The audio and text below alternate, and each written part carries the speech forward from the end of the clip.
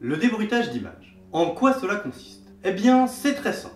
C'est l'opération qui consiste à nettoyer une image en lui retirant une pollution visuelle, que l'on appelle bruit, qui est un phénomène aléatoire généré durant le processus d'acquisition.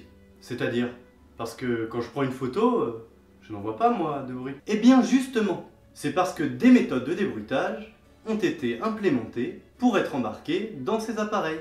Et sans débruitage, une telle vidéo devrait plutôt ressembler à ça.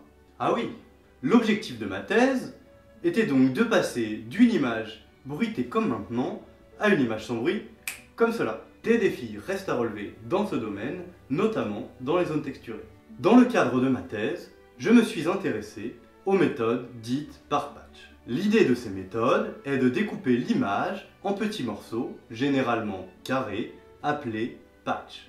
L'image est alors représentée par l'ensemble de tous ces patchs, qui vivent alors dans un espace de dimension P, où P est le nombre de pixels de chaque patch. Une telle représentation permet donc de traiter l'information structurelle de l'image de manière non locale, au sens où des patchs qui sont éloignés dans l'image mais qui représentent la même structure vont se retrouver proches dans cet espace des patchs. Dans le but de débruiter chaque patch, je me suis intéressé à la modélisation statistique de cet espace des patchs. Si l'on a un bon modèle a priori sur les patchs et que l'on connaît le modèle de bruit, on peut utiliser l'estimateur statistique de l'espérance conditionnelle.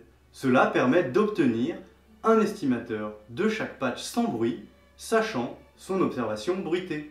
Cependant, inférer les paramètres d'un modèle statistique dans l'espace des patchs n'est pas si évident. En effet, les patchs vivent dans un espace de dimension P. Or, cette dimension est d'au moins 100. En mathématiques, on dit alors que l'on est en grande dimension. Et de nombreux problèmes apparaissent. C'est ce que l'on appelle le fléau de la dimension.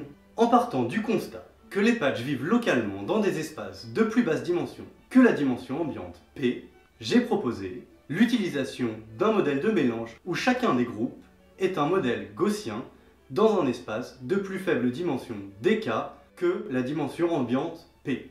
À partir de cela, j'ai conçu la méthode HDMI qui permet de débruiter une image en utilisant uniquement des outils mathématiques et qui permet d'obtenir des résultats meilleurs que l'état de l'art, notamment dans les zones texturées. Bien que des choses restent encore à améliorer, cette méthode pourrait très bien, d'ici quelques années, apparaître dans des logiciels de traitement d'images ou dans des appareils photographiques.